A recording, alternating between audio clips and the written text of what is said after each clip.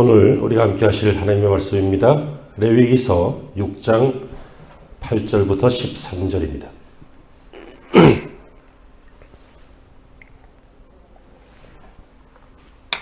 레위기 6장 8절부터 13절을 한 절씩 교독하시겠습니다. 여호와께서 모세에게 말씀하여 이르시되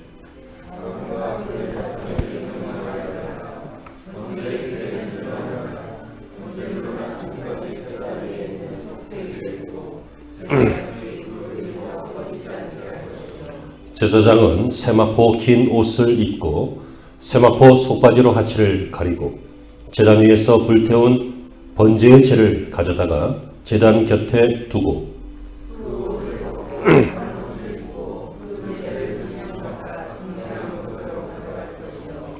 제단 위의 불은 항상 피워 꺼지지 않게 할지니 제사장은 아침마다 나무를 그 위에서 태우고 번제물을 그 위에 버려놓고 화목제의 기름을 그 위에서 불사를 지며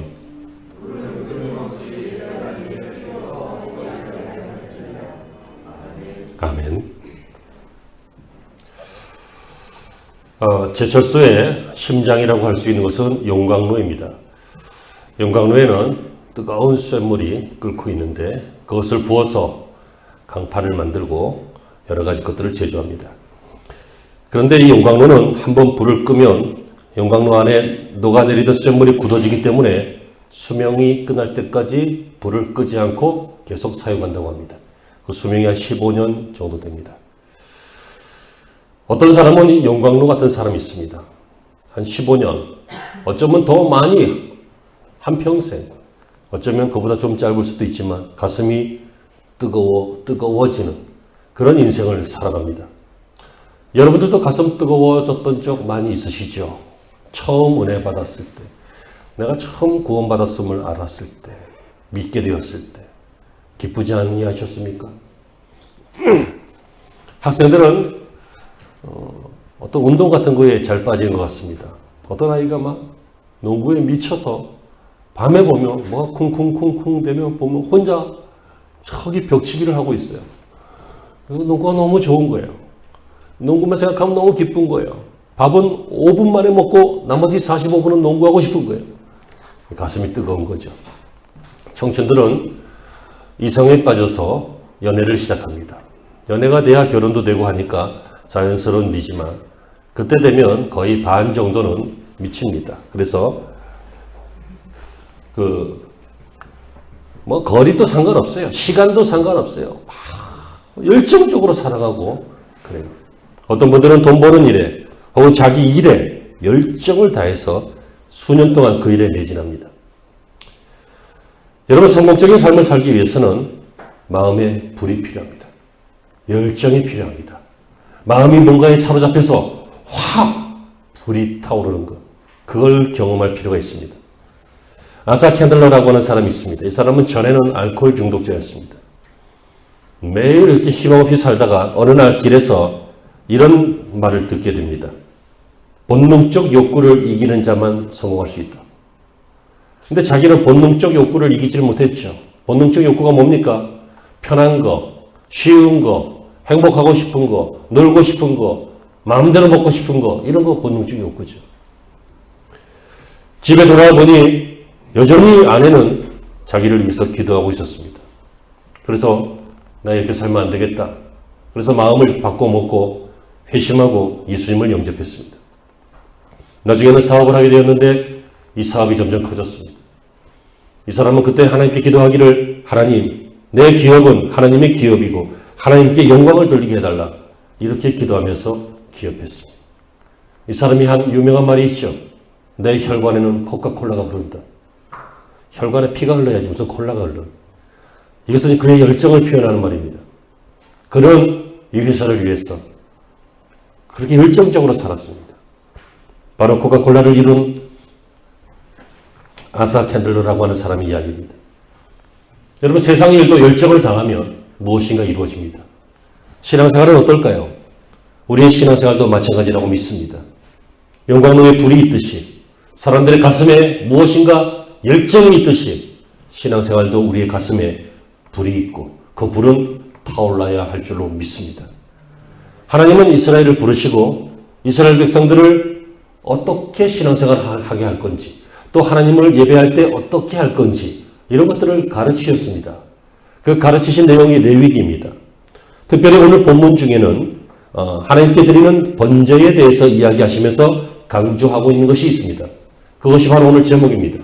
하나님이 무엇을 강조하고 계십니까? 번제단에 불이 꺼지지 않게 하라는 겁니다. 번제는 동물을 각을 떠서 그 위에 놓고 불을 질러서 태워드리는 제사. 이제 이게 번제인데요. 그 번제단에 불을 끄지 말라는 거죠. 꺼지지 않게 하라는 것이죠. 여러분, 이것은 실제로 그 파이어, 불을 의미하기도 하지만 그 불만을 의미하는 것이 아니라 그 안에 하나님의 의도가 계시고 하나님께서 백성들에게 요구하시는 것이 계시다는 것을 알 수 있습니다. 그러므로 여러분, 여기서 이 꺼트리지 말아야 할 그 불은 실제 불이기도 하지만 몇 가지 의미가 있는데, 첫 번째, 꺼트리지 말아야 할 그 불은, 이 불은 하나님과 끊임없는 만남을 말합니다. 9절에 보시면 아론과 그의 자손에게 명령하여 이르라. 번제의 규례는 이러하니 번제물은 아침까지 제단 위에 있는 석쇠 위에 두고 제단의 불이 그 위에서 꺼지지 않게 할 것이요 라고 했습니다. 이 불, 끄지 말아야 할 이 불, 성경에서 말하고 있는 불은 두 가지 정도로 그 의미를 생각할 수 있는데, 하나는 심판의 상징이죠. 우리가 잘 알고 있는 소돔과 고모라를 멸망시키실 때 하나님께서 하늘에서 불과 유황으로 비같이 쏟으시면서 그들을 심판하신 적이 있습니다. 또 광야에서 이스라엘 백성들이 원망하고 불평할 때도 하나님이 불뱀을 보내신 적도 있습니다. 이렇게 불은 심판의 상징, 구약의 심판의 상징이기도 했습니다. 그러나 다른 하나, 이 불은 하나님이 그곳에 계심, 하나님의 현현, 임재라고 하는데요. 하나님이 그곳에 오심, 그래서 하나님의 능력이 나타나심, 엄청난 일들이 벌어지는 것, 이런 것들을 상징하기도 합니다. 모세가 시내산에서 가시떨기 나무에 불이 임하여 타오르는 것을 보게 되었습니다. 하나님이 오셨기 때문이죠. 또한 모세가 십계명을 받기 위해서 시내산에 올랐을 때도 연기가 자욱하고 여호와께서 불 가운데 강림하셨다, 이렇게 나옵니다. 하나님의 임재하심은, 이곳에 오심은 불처럼 표현하고 있습니다. 마가의 그 다락방에서도 오순절에 성령이 오실 때 불의 혀에 갈라지는 것 같은, 불이 막 퍼지는 것처럼 이렇게 오셨습니다. 다시 말하면 이 불은 하나님의 임재, 하나님의 이곳에 오심의 상징입니다. 그러므로 이 번제단의 불을 끄지 마라, 이 불이 꺼지지 않게 하라 라고 하는 것은 우리 가운데에 임하셔서 우리를 만나시고 우리 가운데 은혜를 주시고 우리에게 능력을 주시고 하시는 그 하나님과의 만남과 교제가 끊어지지 않게 하라, 그 얘기죠. 여러분, 우리의 삶이 하나님의 임재로 가득하려면 어떻게 해야 됩니까? 하나님을 계속 만나야 합니다. 여러분, 사람도 친구들이 좀 닮아가죠. 유유상종이라고 합니다. 그래서 이렇게 비슷해지는 경우가 있습니다. 부부도 오래 살면 닮는다고 합니다. 저희 집사람하고 저는 결혼하기 전부터 닮았다고 그랬습니다. 그래서 꼭 그런 건 아니다, 그런 얘기도 있습니다.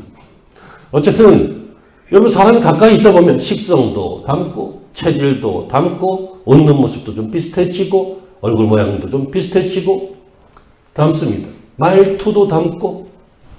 제 친구 하나가 저기 경상도 내려갔는데 몇 년 있다 만나보니까 경상도 말을 쓰더라고. 원래 경상도 사람이 아닌데 닮습니다. 우리가 하나님을 닮는다, 하나님의 능력을, 하나님의 은혜를, 하나님께서 주시는 그 놀라운 거룩하심을 우리가 어떻게 닮을 수 있습니까? 가까이 해야 되는 거죠.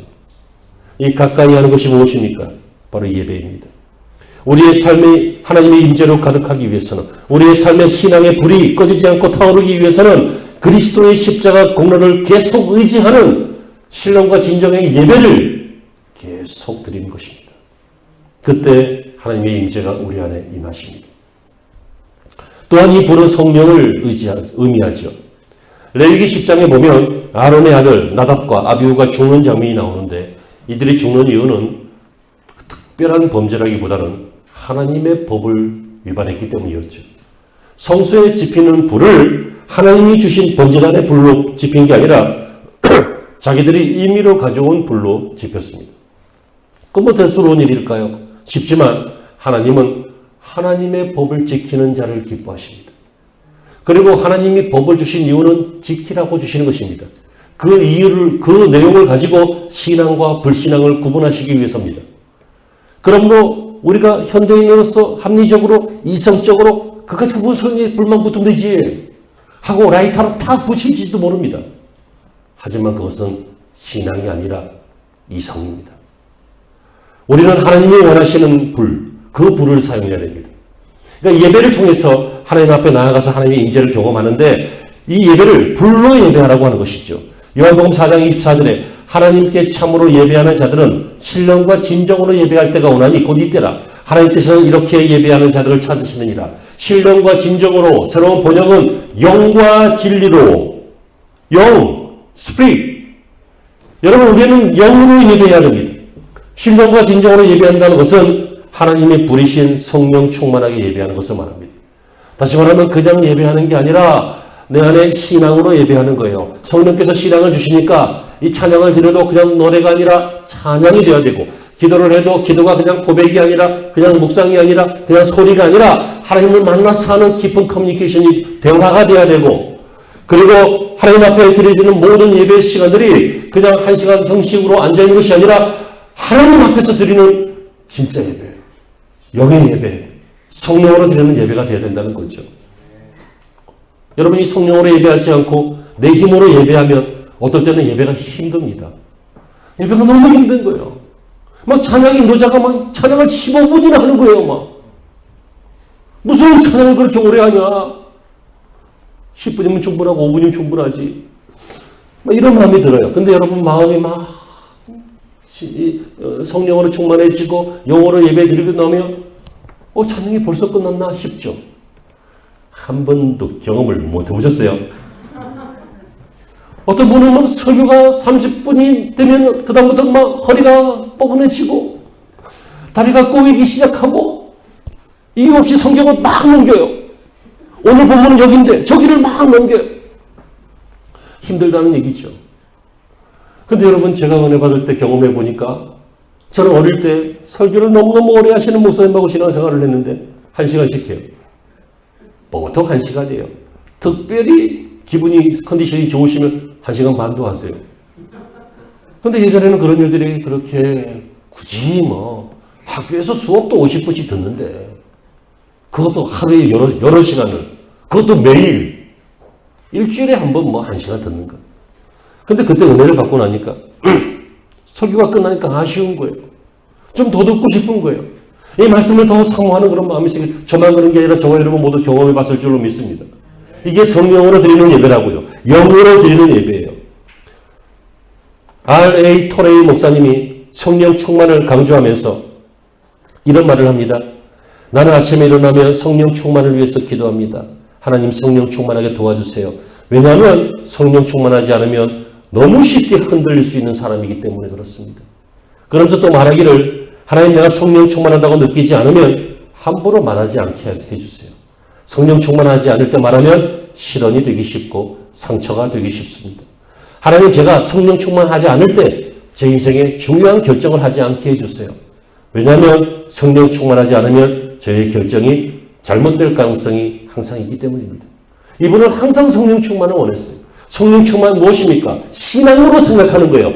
왜냐하면 성령께서 신앙으로 우리 안에 생각하도록 도와주시니까 결정을 하든 판단을 하든 느끼든 무엇을 하든 내가 하는 게 아니라 내 안에 있는 신앙으로 하는 거예요. 깨달으시는 은혜가 있기를 바랍니다. 그러므로 여러분 우리의 심령에, 우리의 가정에, 우리의 교회에 성령의 불이 꺼지면 능력이 사라집니다. 삼손의 머리카락이 떨어졌을 때 그의 힘이 사라졌던 것처럼 우리에게서 성령의 불이 꺼지면 우리의 신앙의 힘은 다 사라지고 무기력하고 무능한 인생이 되는 것입니다. 여러분 신앙생활이 원래 기쁜 거 아닙니까? 신앙생활이 원래 하나님의 기적을 체험하는 거 아닙니까? 신앙생활에서 기적이 나타나고 능력이 나타나고 헌신이 나타나고 순종이 나타나고 봉사가 나타나고 이런 것들이 정상입니까? 비정상입니까? 왜 대답을 안 하십니까? 지금 반항하십니까? 정상입니까? 비정상입니까? 정상이지요. 정상인데 왜 이런 일들이 안 나타납니까? 힘이 없어서 그렇습니다. 힘이 없어서. 그러므로 여러분 우리가 힘내려고 하지 말고 우리가 힘내봐야 몇 초 안 가요. 며칠 안 간다고요. 우리가 힘내려고 하지 말고 성령의 불을 구하시기 바랍니다. 성령의 불이 꺼지지 않도록 하나님 앞에 구하시기를 바랍니다. 세 번째는 이 불은 말씀을 의미합니다. 주의 말씀은 내 발의 등이요 내 길의 빛이니이다. 다윗이 고백하잖아요. 그러므로 내 인생을 비춰주는 것이 말씀입니다.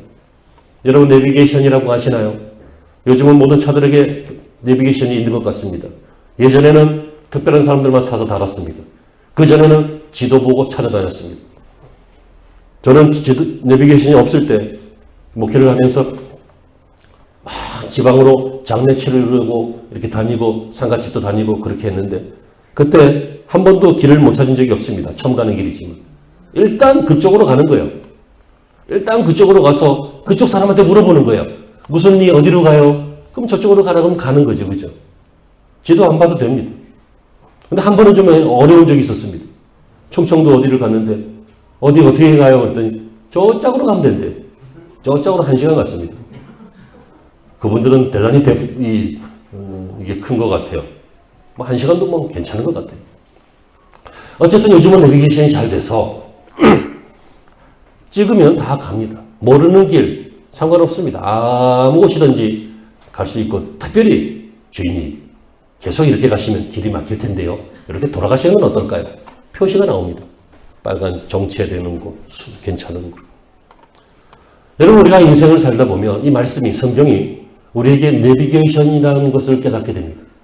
우리의 인생이 막힐 때, 정체될 때, 아니면 갈 길을 모를 때, 옛날 초창기 내비게이션처럼 막 한강으로 들어가라 이렇게 나올 때, 막 월북하라, 길 좀 대로 가라 이렇게 나오는 고장난 내비게이션처럼 하지 않고 성경은 우리의 인생을 정확하게 진리의 길로, 구원의 길로, 온전한 길로, 그리고 상받고 복된 길로 인도하시는 것입니다. 전도자 무디가 이런 간증을 했어요. 그가 예수님을 믿고 온전하게 살겠다 이렇게 서약하고 애를 썼지만 여러분 우리가 애쓴다고 온전하게 살아지던가요?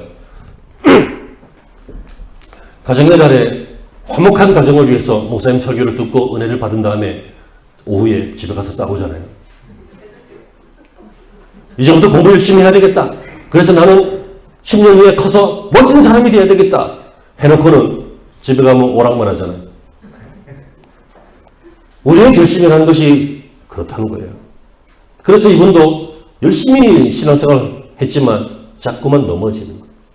자꾸만 죄가 그립고 자꾸만 넘어지는 거예요. 그래서 안 되겠다 싶어서 특별한 시간에 산에 들어가서 기도를 했어요.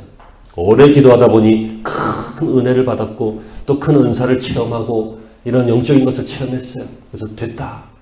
내가 이제 또 믿음으로 살자. 그리고 내려갔는데 며칠만 더 갈 뿐이지 얼마 지나니까 또 똑같이 넘어지는 거예요.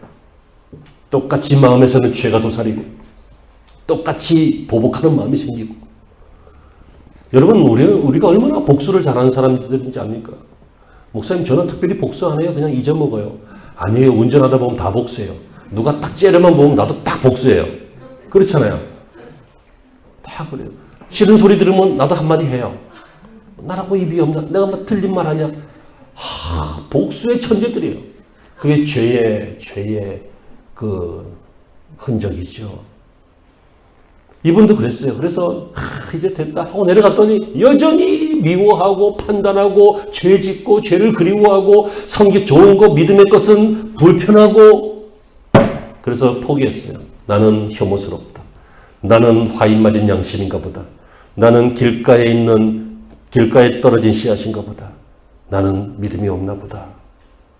그러다가 어느 날 문득 성경을 봤는데 로마서 13장 17절을 발견했어요. 그게 뭐냐면 믿음은 들음에서 나고 뭘 듣느냐면 들음은 그리스도의 말씀으로 말미암느니라. 그래서 굳센 믿음을 갖기 위해서 말씀을 계속 가까이 했어요. 그 결과가 무엇입니까? 미국의 한 역사를 바꾼 미국의 대전도자가 되었습니다. 여러분 우리의 열정이 우리를 불타오르게 하는 게 아닙니다. BTS 죄송합니다. 불타오르네. 정말 불타오르야 될 것은 신앙의 불인데 그 중에 말씀의 불임이 믿어지시길 바랍니다. 자, 지금까지 말씀을 드렸죠. 우리는 먼저 하나님과의 끊임없는 만나, 이 예배를 통해서 불타올라야 되고, 또 성령으로 예배하는 성령으로 불타올라야 되고, 또 이 힘을 얻기 위해서는 말씀으로 불타올라야 된다. 여기까지가 설교의 내용입니다. 그러면 정말 중요한 결론이죠.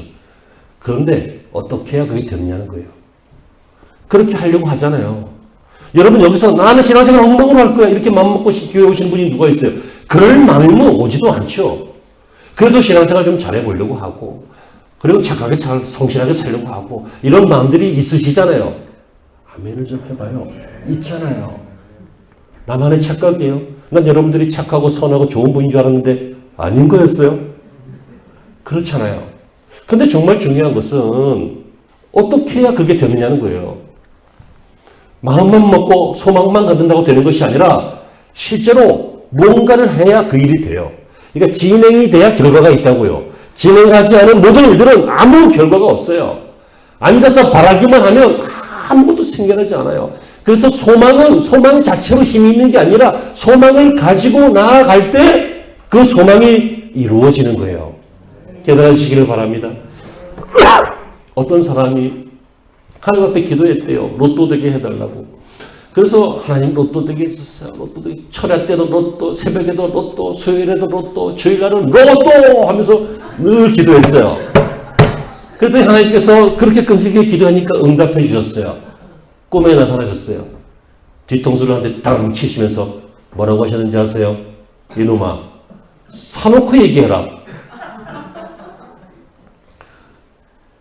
사야 되든지 떨어지든지 할 거 아니야. 지금 사라는 얘기를 하려고 하는 게 아니라 이 사람은 바라기만 했다는 얘기예요. 바라기만 한다고 뭐가 돼요? 바랬으면, 소망이 생겼으면 그 소망을 품고 움직일 때 그 결과가 이루어지는 거잖아요. 그러니까 우리가 이렇게 살기를 원해요. 우리도 불 끄기 싫어요. 인생에 불이 꺼지면 열정이 없는 것처럼 불행한 게 어디 있어요? 가슴이 냉랭한 것처럼 불행한 게 어디 있어요? 성경에도 보니까 뜨겁든지 차갑든지 해라. 이것도 저것도 아니니까 내가 너를 토해낸다 그랬어요. 우리의 마음이 냉랭하고 아무것도 아닌 거. 이게 얼마나 불행한 인생이에요. 공부에도 흥미가 없어. 노는 것도 흥미가 없어. 밥 먹는 것도 흥미가 없어. 가족도 흥미가 없어. 다 흥미가 없어. 이 사람은 누구예요? 공동묘지 시체지. 이 살아있다고 볼 수 없는 거잖아요. 그럼에도 불구하고 살아있어요. 이 참 아이러니 아니에요? 시체하고 비슷한데 살아있어. 이 좀비들이야. 사는 목적도 없고 방향도 없고 내용도 없고 아무것도 없는데, 불도 없는데 살아있어요. 하지만 그래도 우리는 그렇게 사는 것이 다가 아닌데, 나는 사랑받고 싶은데, 나는 가치 있고 싶은데, 나는 멋진 인생이 되고 싶은데, 신앙생활도 난 잘하고 싶은데, 이런 마음이 있잖아요. 그러니까 어떻게 하면 되느냐는 거죠. 이것이 결론인데 이 결론을 앞에 거 다 잊어먹고 기억하시기 바랍니다. 잊어먹지 마. 하지만 이거 꼭 기억하시기 바랍니다. 부담스러울지 모릅니다. 들었던 얘기라고 뻔할지도 모릅니다. 하지만 진리입니다. 어떻게 해야 됩니까? 깨끗해야 됩니다. 성결이죠.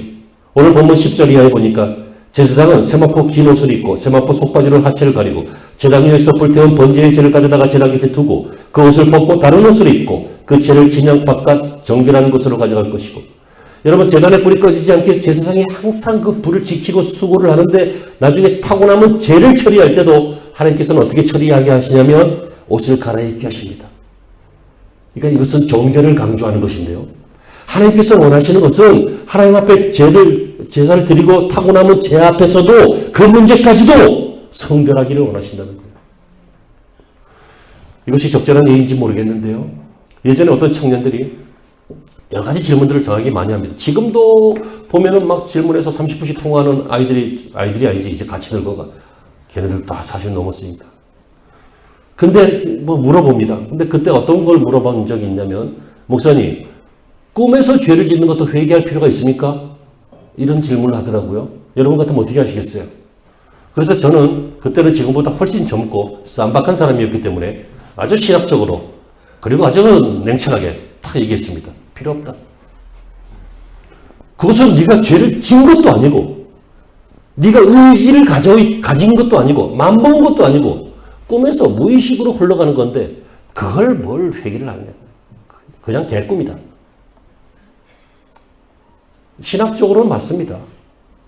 그런데 제가 전에 꿈에서 무슨 죄를 졌습니다. 무슨 죄인지 궁금해하지 마세요. 죄를 졌습니다. 그래서 뭐 이런 꿈도 꾸나 하고 넘어갔는데 며칠 후에 비슷한 꿈을 또 꿨습니다.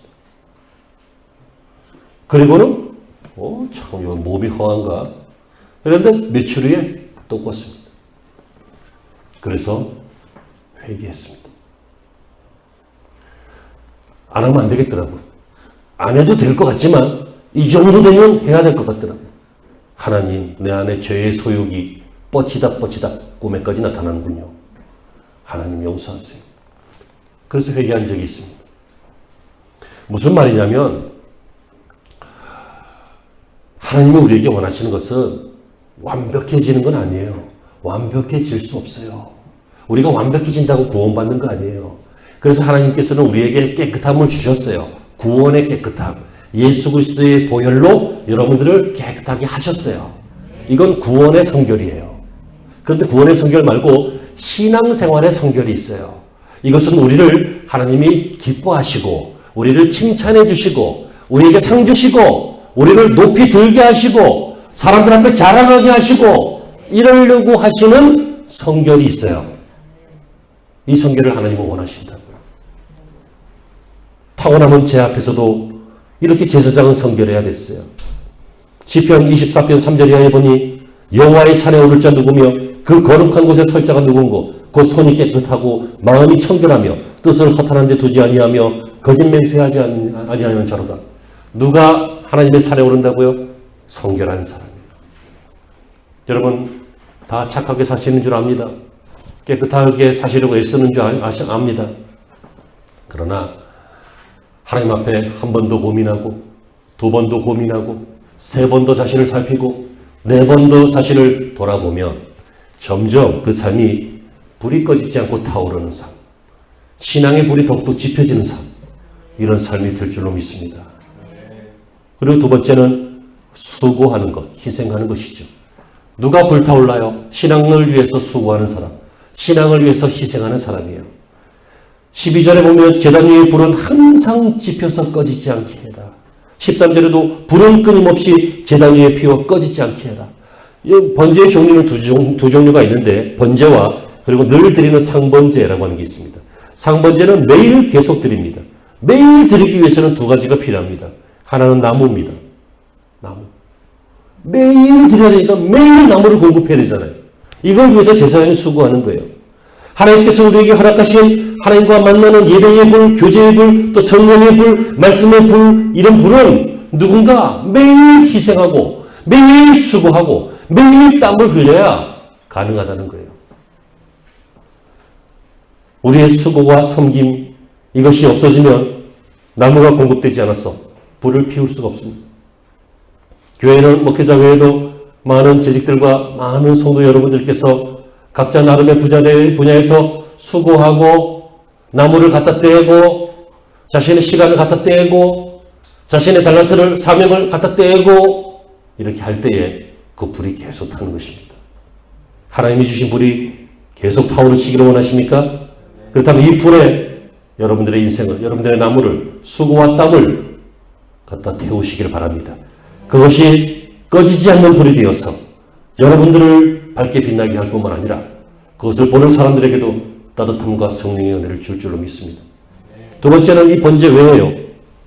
죄사함을 위해서 하는 거예요. 이 제단 왜 있어요? 제물을 태우기 위해서 있는 거예요. 가장 중요한 것은 제물이에요. 여러분 이 제물이 없는 곳에 제단은 의미가 없잖아요. 여러분 밥이 없는데 도시락통이 무슨 소용이 있어요? 이해가 되시죠? 그러므로 제물이 중요해요. 이 번제단에는 제물이 있어야 돼요. 이 제물은 바로 저와 여러분입니다. 저와 여러분들이 살아있는 제물이 되어서 하나님 앞에 죽은 자처럼 엎드려질 때에 우리의 예배가, 우리의 일상생활이, 우리의 경영하는 기업이 하나님 앞에 드려지게 되고 드려지고 나면 하나님이 그것을 축복의 도구로 사용하실 줄로 믿습니다. 그러므로 나를 구경꾼으로 만들지 말고 제물로 만드세요.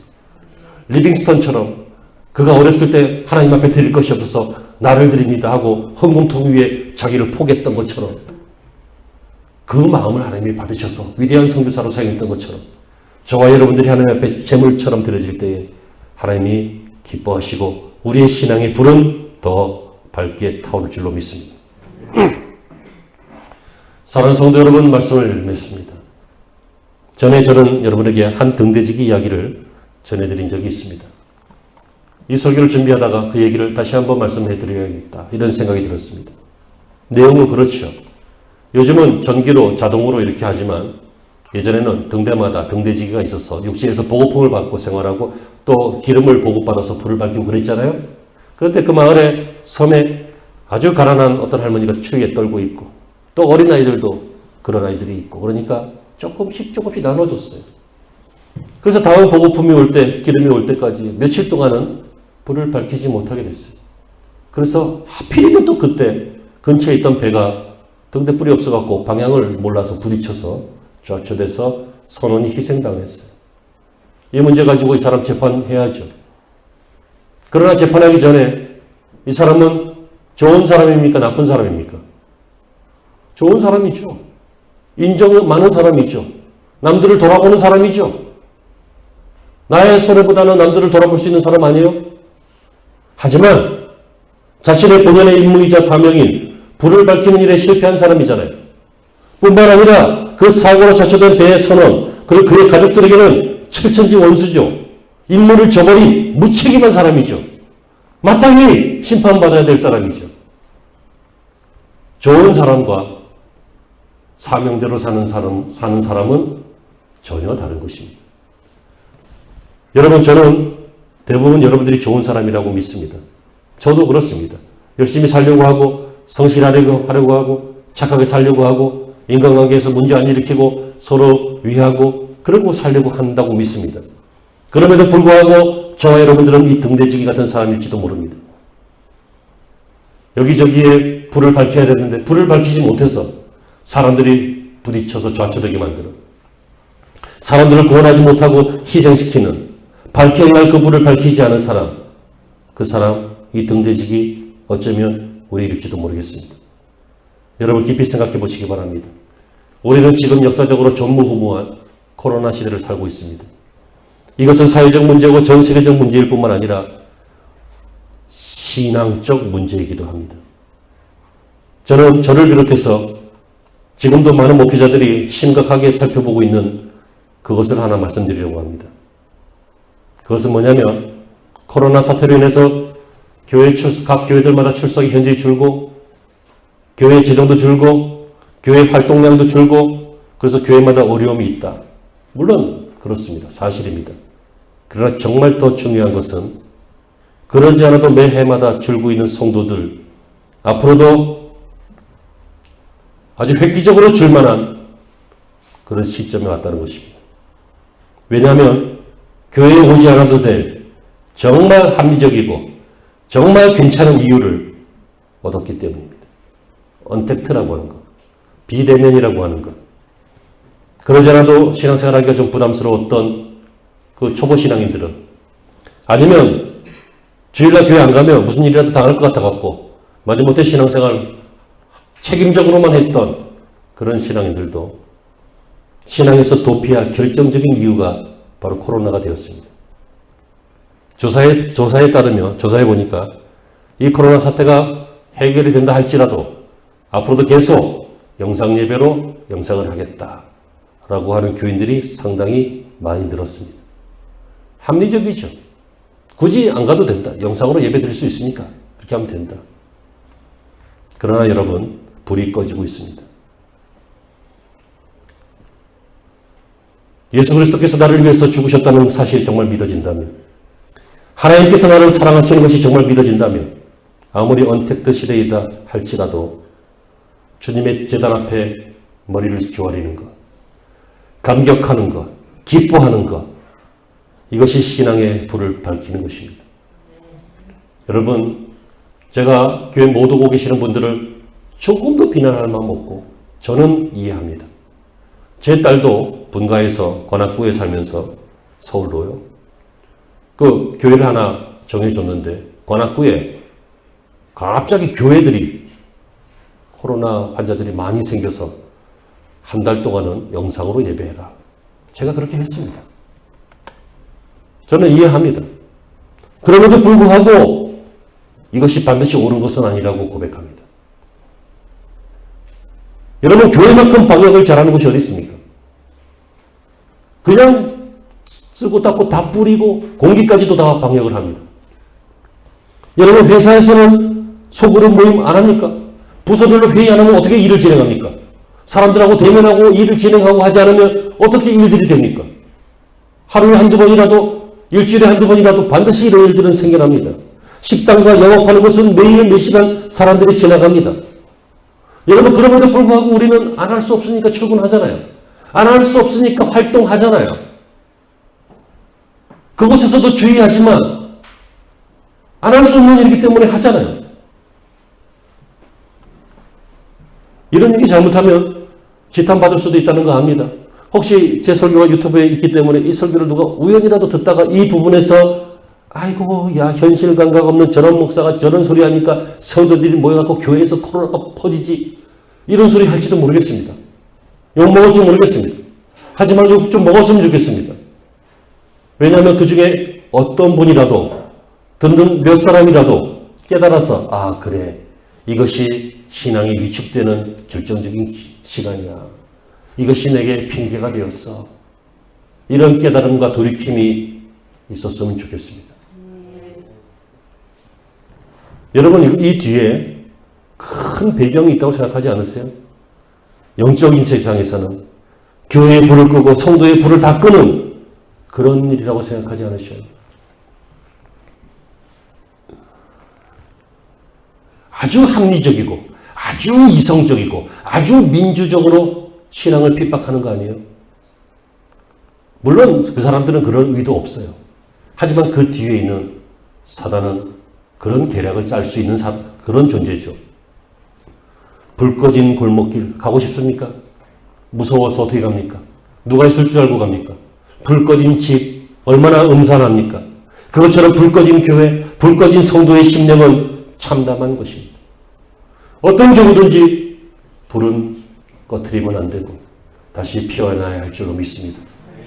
그래서 이 시대를 맡고 있는, 이 시대를 살고 있는 저와 여러분들에게 이 시대만 지나가면 된다라고 하는 단편적인 생각보다는 이 시대에 우리가 불을 끄지 말자.